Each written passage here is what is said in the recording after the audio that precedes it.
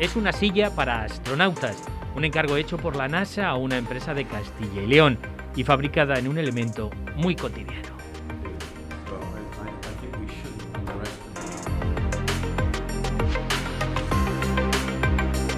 Buenas tardes, bienvenidos un día más a Valor Añadido. Lo acaban de ver, se puede diseñar elementos estelares en nuestra Tierra y en una ciudad que ha mirado mucho al cielo, pero por otras razones. Así pues, en nuestra cita del programa va a mezclar ambos aspectos. La naturaleza nunca hace nada superfluo, nada inútil y sabe sacar múltiples efectos de una sola causa. Es de Nicolás Copérnico, monje polaco, fundador de la astronomía moderna, que formuló en el siglo XVI que los planetas giraban alrededor del Sol. Y lo traemos a colación porque hoy los asuntos que les vamos a proponer nos van a hablar del valor añadido de ser capaces de ver más allá de lo esperado, de buscar los múltiples efectos de una causa. Y comenzaremos por la materia prima, una pieza Lego, bueno, más bien muchas piezas. ¿Qué podemos hacer con ellas? Bolsos. Así sucede en Zamora y tiene otro efecto, uno solidario. Crear un modelo de negocio pieza a pieza, utilizando material que hemos usado de pequeños. Así lo ha hecho Bag & Block. Se trata de una empresa que realiza bolsos o mochilas, entre otros, utilizando como materia prima piezas de Lego. Una idea que surgió después de una prueba que hizo la fundadora de la empresa, Paloma Hernández. Yo desde la universidad hacía bolsos porque me gustaba, era mi hobby, entonces robaba tiempo donde podía para hacerlos y pues luego empecé a trabajar en la industria de moda, seguía haciendo bolsos cuando podía y la verdad es que en 2006 hice el primer bolso de Lego. Este es, aunque hoy solamente ha quedado como un prototipo. Pero este proceso costó y no se hizo más sencillo hasta muchos años más tarde. Los que luego fui haciendo en el 2012 llevaban 40 horas de trabajo porque había que hacer todos los agujeros a mano e ir ensamblando uno a otro. Posteriormente se dio cuenta de que la fabricación de los bolsos se hacía más fácil con un cambio. Las piezas comenzaron a tener un agujero para colocarlos en moldes, pero es mucho trabajo para echarlos sobre una sola espalda. Y es aquí cuando entra otro aspecto innovador de Bag & Block. Las personas con problemas de salud mental de la Fundación Intras ayudan a montar pieza a pieza estos productos. Esto lo que tiene es que ni es peligroso para ellos y además si se equivocasen en alguna parte se puede rehacer. Lo hacen muy bien, que disfrutan haciéndolo, generan equipos y al final para ellos es como un puzzle que van ensamblando. Por ello, las personas de Intras juegan un papel que se ha hecho fundamental en esta empresa. De hecho, de extenderse, contarían con personas que tuvieran problemas de salud mental en países en vías de desarrollo. La idea es dar una oportunidad a esta gente para que tengan una actividad y sean como un empleado más de la industria. Y esto es más que un boceto. La empresa tiene mucho mercado en Estados Unidos, por lo que la expansión va a comenzar en su continente, en concreto, en Puerto Rico. Igual que hemos hecho en España, vamos a ir haciendo los cimientos poco a poco y siendo capaces de, por el momento respondiendo, generando la oferta y después de tener la oferta generamos la demanda. Pero para darse a conocer no ha hecho más falta que el boca a boca. Gracias a todo esto ha conseguido éxitos como el premio Momath Talent, pero por ahora con la crisis del coronavirus ha cesado la producción, entre otras cosas porque los colaboradores de Intras no pueden estar expuestos, pero se espera que próximamente puedan volver a unir las piezas de Bag & Block. Segundo valor añadido de esos efectos múltiples, una investigación sobre biomarcadores en la Universidad de Valladolid. Con la llegada del COVID-19 todo cambia y también su enfoque, de dónde sacar el dinero, de un remanente de otros trabajos. Eso les ha permitido aguantar hasta que han llegado 60.000 euros del CSIC. Se dedicaban a investigar el sistema inmunológico del tubo digestivo, pero la llegada del coronavirus dio un giro a sus trabajos. Ahora analizan 1.500 muestras de sangre de pacientes infectados. En el futuro, cuando nos llegue un paciente de urgencias, esperamos poder hacer un análisis rápido y decir, este señor tiene una alta probabilidad de estar en UCI, ¿no? Ahora está muy bien, bueno, me da igual, tiene una alta probabilidad de acabar en UCI. Debemos poner los recursos en esta persona antes de que empeore. Buscan biomarcadores para que se pueda llevar a cabo una medicina individualizada. Esta pandemia, nos dicen, ha supuesto una auténtica revolución científica. Señores, en menos de 5 meses hemos aislado al virus, sabemos su secuencia, sabemos que entran las células a través de AC2, sabemos que puede afectar a las células del sistema inmune. Pero ¿quién está detrás de esta investigación que puede resultar crucial? Se las presentamos. Son Elisa y Aida. Nosotros no trabajábamos con virus, entonces el hecho de pasar esas fronteras y ese nivel de seguridad mayor al que ya teníamos, al principio se nos atragantó un poco. El equipo lo completa Paloma, también es investigadora, pero sin trabajo. Pues me pareció una buena forma de ayudar, por lo menos en algo. Las tres se dedican plenamente a este proyecto para el que han trabajado sin descanso y sin horarios durante los 7 días de la semana. Tú trabajas en base a tus muestras, a tus experimentos, y la gente y el virus no se deja de poner mal un fin de semana ni un día festivo, y si tú quieres tener unos buenos resultados, unas buenas muestras, tienes que seguir yendo a trabajar. Pero a pesar de su máxima entrega hacia la ciencia, tienen un salario de 1.000 euros. Después de la carrera, el máster y demás, llegas y digamos que todo a lo que puedes aspirar es con un salario 1000 eurista, con una carga de trabajo y una responsabilidad muy elevadas. No se sienten valoradas ni compensadas con la escasa remuneración. Las conclusiones de su trabajo pueden ser vitales para miles, o quién sabe, si millones de enfermos. En los últimos días hemos conocido los datos de exportación del mes de marzo y ya se nota la caída de las ventas internacionales por el parón económico de la pandemia. Vamos a analizar este asunto con el presidente del Colegio de Economistas de Valladolid, Juan Carlos de Margarida. Buenas tardes, señor de Margarida. Buenas tardes, Manolo, ¿qué tal?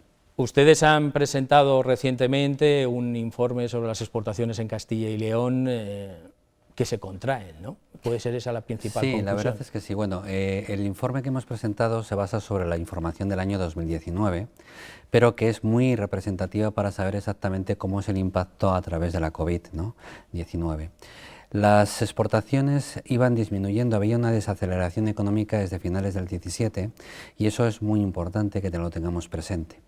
Cuando llega la COVID ya había una desaceleración de la economía mundial, también de Castilla y León evidentemente, y las exportaciones estaban minorando de alguna forma. El saldo de exportación era positivo, pero las exportaciones iban minorando.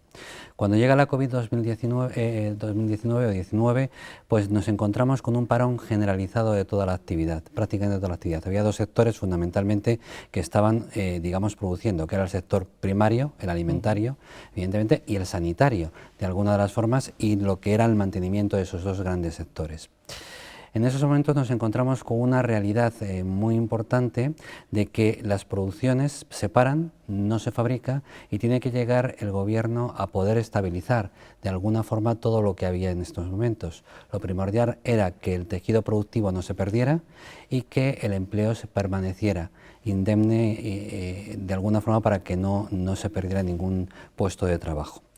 Las exportaciones se paran completamente y ahora tenemos un problema sumamente importante en la reactivación, que parece que empezamos a funcionar, pero no todos estamos funcionando al mismo ritmo. No es el mismo ritmo el que está funcionando, cómo funciona Francia, a cómo funciona Italia o cómo funciona Alemania. Tenemos que tener en cuenta que nuestras exportaciones, más del 70% van a Europa. Teníamos unas exportaciones muy estables, no había altibajos.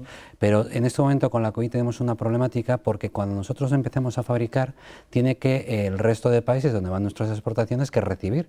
Y si no hay una actividad económica funcionando al mismo ritmo que nosotros, pues nuestras exportaciones no se van a poder hacer. Vamos a tener, hablando desde el punto de vista empresarial y exportador, que cambiar un poco de mentalidad, ¿no? No vamos a volver al mismo escenario, el escenario es completamente diferente. No, yo creo que las personas hemos, creo, no sé, por ahora hay que dejar funcionar unos meses y sobre todo este año y parte del que viene a ver cómo nos asentamos. Pero sí que esta pandemia nos ha hecho pensar en dos facetas, ¿no? La deslocalización famosa de nuestros sistemas de producción, parte de nuestros sistemas de producción han ido, no nuestra producción completa, pero sí partes de nuestra cadena de valor han ido a parar a China, por ejemplo, que fabricaba parte de nuestro producto, una parte importante. Se traían los productos semielaborados desde China y se complementaba o se terminaba la producción aquí, en Castilla y León, y después se vendía o se exportaba. en alguna cosa.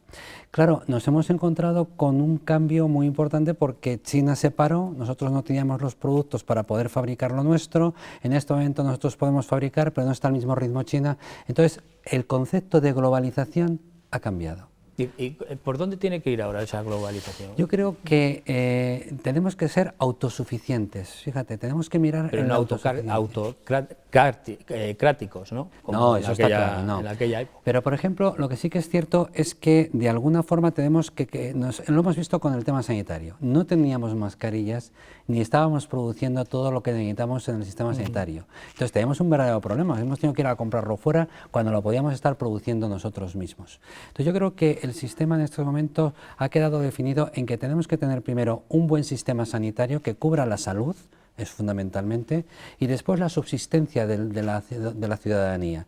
La subsistencia es el sector primario, fundamentalmente, porque todo lo demás son complementos, ¿no? Son lujos o disposiciones que pueda tener el ciudadano en un momento determinado. Yo creo que si los territorios, en este caso Castilla y León, garantiza la sanidad y garantiza su alimentación, fundamentalmente, el resto puede ser complementario. Yo creo que ha habido un cambio de mentalidad en el que nuestras cadenas de producción tenemos que ser autosuficientes en ellas y que tenemos de alguna forma que hacerlo nosotros mismos, en la medida de lo posible.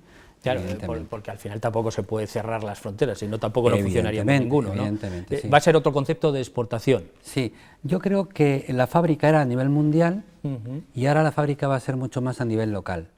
Llamamos local, puede ser Europa, evidentemente el continente europeo no tiene por qué ser solamente Castilla y León, sino centrarnos en la Unión Europea y que sea, digamos, que la producción que se había deslocalizado a países asiáticos vuelva otra vez en parte o en la mayor parte que puede ser. Pero eso también puede tener una contrapartida para nosotros, hablando en el caso de Castilla y León, esa relocalización nosotros también la podemos padecer. Estábamos pensando que esta semana se va a conocer el futuro de Renault. No estoy hablando de países, estoy hablando de continentes, estoy hablando de fuerzas económicas. En este momento tenemos tres grandes fuerzas económicas. Tenemos Asia, que es una gran potencia, tenemos Estados Unidos también, estoy hablando como grandes, ¿no? Rusia evidentemente está ahí, pero tenemos la Unión Europea y tenemos que mirar como un concepto de fuerza económica y social y política, evidentemente. Y tenemos que protegernos entre nosotros mismos, no hacernos, si se me permite la puñeta, entre nosotros mismos, si se me permite la expresión. Pero Europa también tiene que aclarar un poco su camino, ¿no?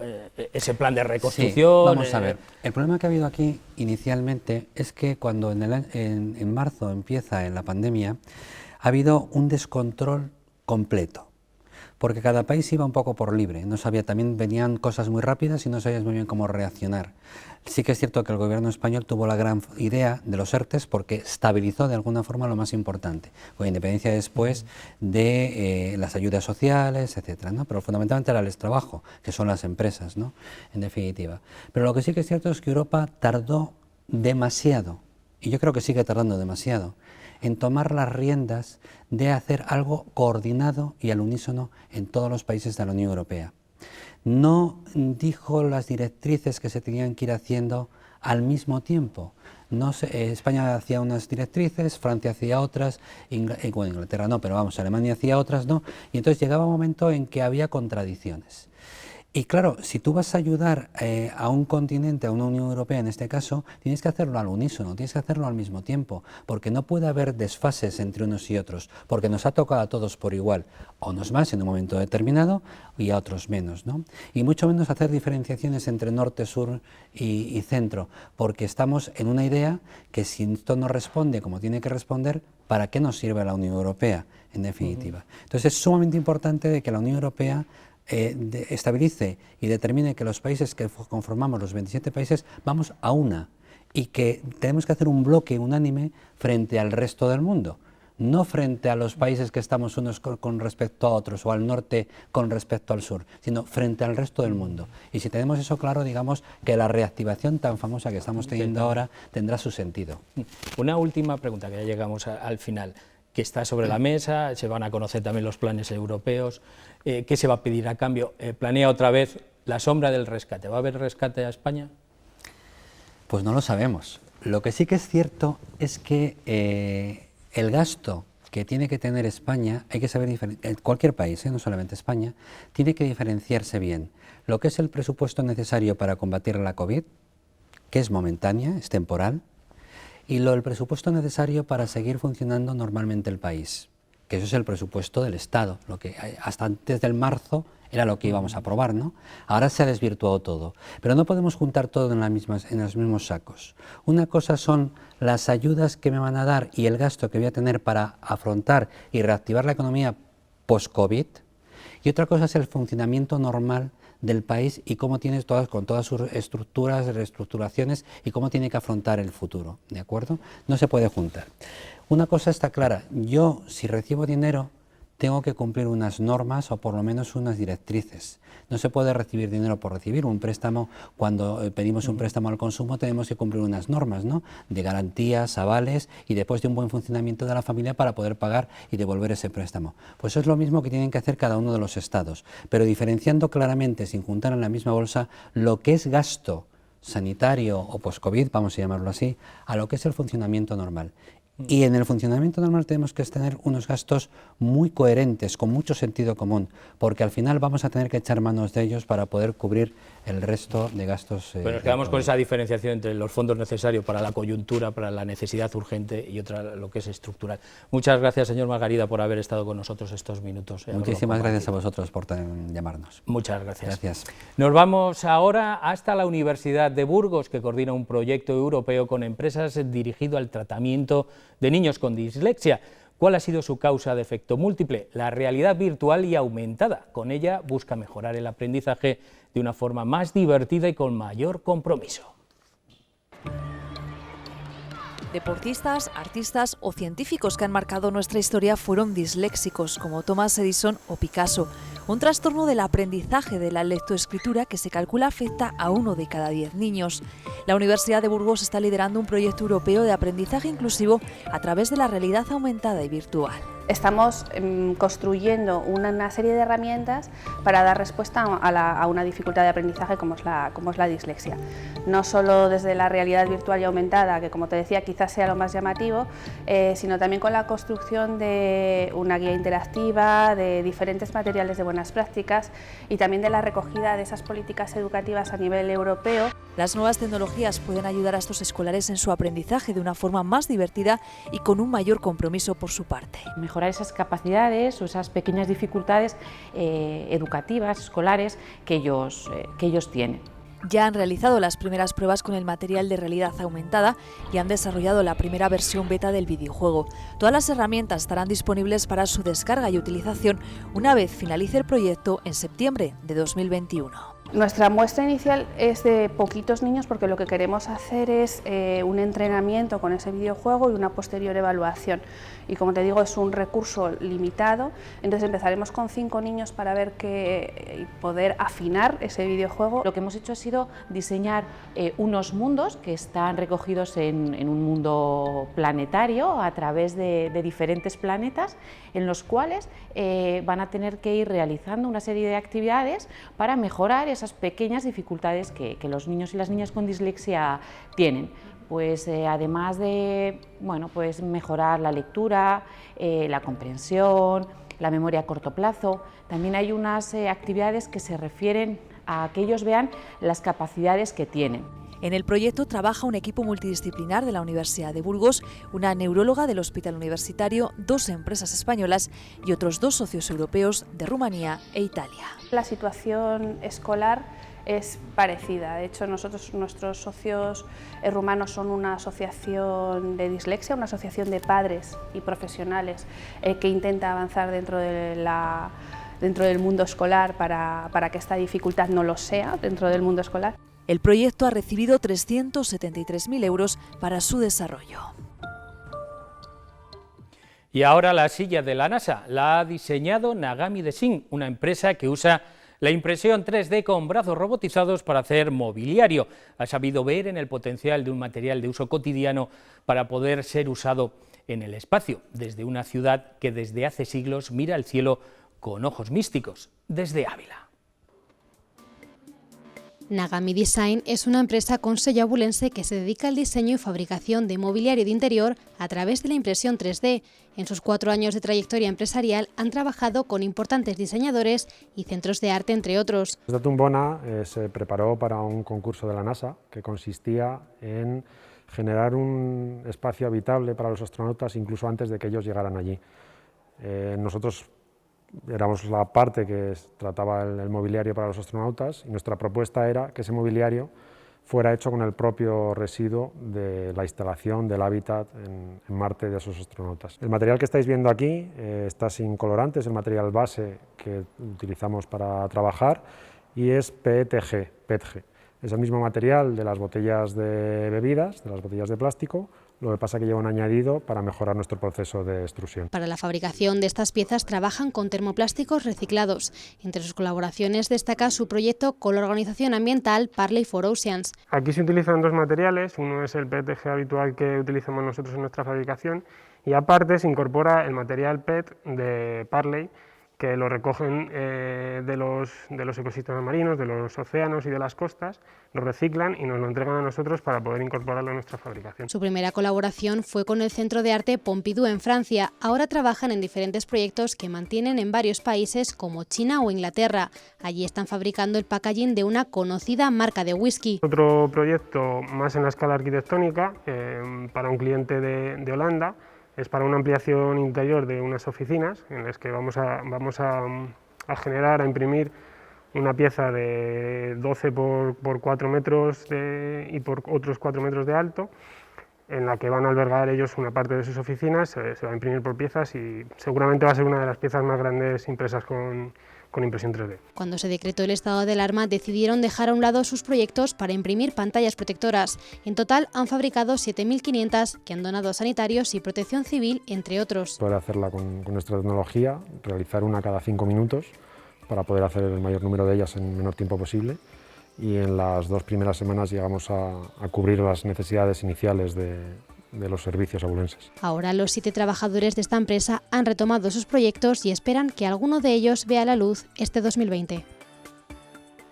El COVID-19 ha sido causa no solo de la pandemia, sino también del origen de numerosas reacciones de solidaridad, muchas de ellas desde las empresas. En la sociedad actual, la responsabilidad social es un valor añadido y durante estos días hemos conocido el primer ranking de percepción empresarial. En mitad de la pandemia hay empresas que responden. Estas han sido las que mayor compromiso y responsabilidad social han mostrado. Merco las ha evaluado.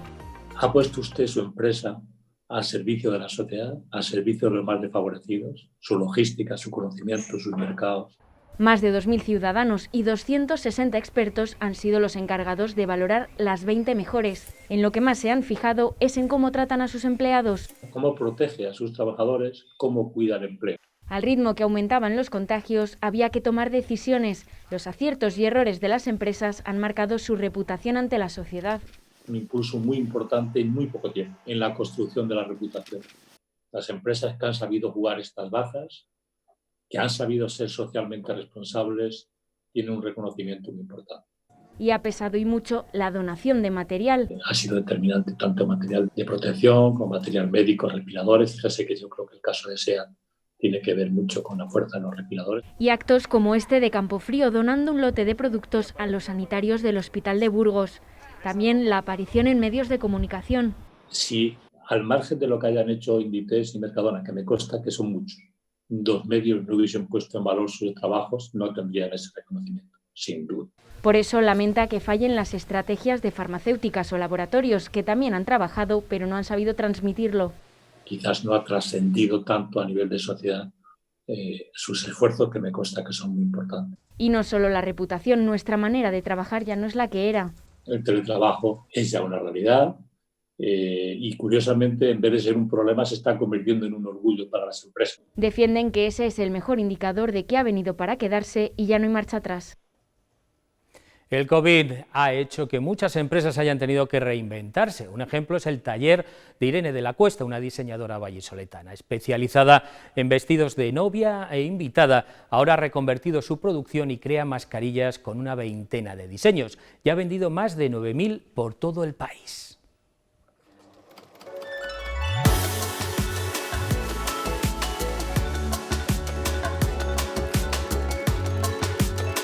Pues la máquina de coser sigue funcionando igual, lo que pasa que ahora es un poco una producción más igual todo el rato que lo bonito que eran los vestidos de novia, pero con esto de momento nos lo pasamos bien también.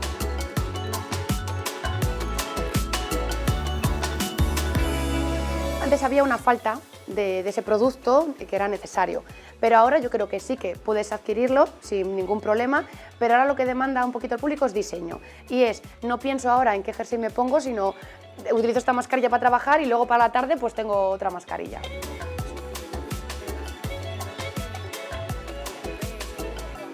Tú veías como el negocio directamente se iba a ir a tomar vientos. Y la verdad que bueno, fabricando, pues te levantaba un poquito el ánimo.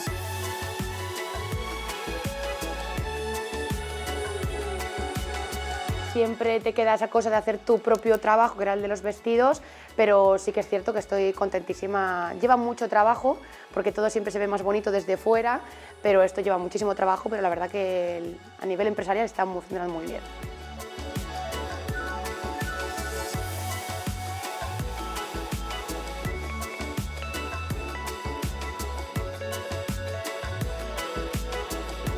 Con esto estoy contentísima porque luego encima me dejan sacar pues todo mi lado de diseño,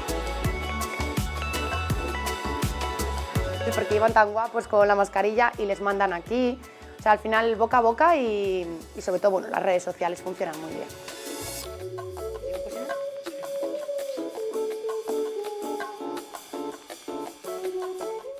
Un ejemplo también de otro dicho, hacer de la necesidad virtud, un colateral de la sentencia de Copérnico que nos ha guiado este programa. La naturaleza nunca hace nada superfluo, nada inútil y sabe sacar múltiples efectos de una sola causa. Así acabamos este valor añadido. Les esperamos el próximo martes. Que tengan una feliz semana.